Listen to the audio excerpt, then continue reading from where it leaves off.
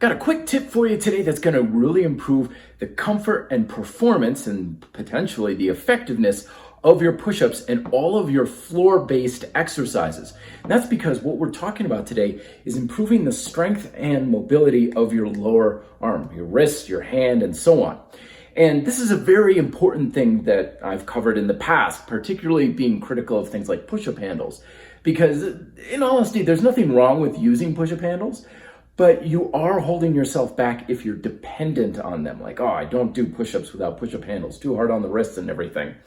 And the reality is we should be able to have our hands flat on the floor with no discomfort whatsoever. And in calisthenics, there's not only push-ups, but there's a ton of other exercises. We need the ability to do that. Plus, as you get more advanced with push-up progressions, you're putting your hands underneath your chest and everything, and that's way more stress in these joints. So if you're stuck with the same hand position or stuck using the push-up handles, you're really holding back your progressions, potentially.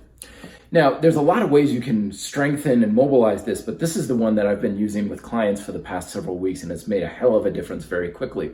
Very simple. All you're going to do is you're going to take your hand, clasp it into a tight fist, and flex forward. So you're using your flexors. At the same time, you'll be stretching your extensors here. Okay?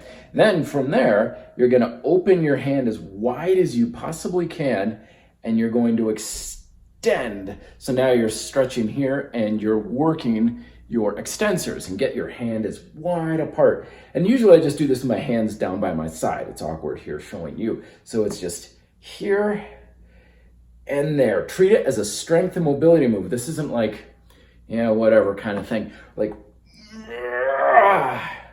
2 or 3 seconds. 2 or 3 seconds. 2 or 3 seconds. 2 or 3 seconds. You should feel the burn in those forearms pretty darn quick.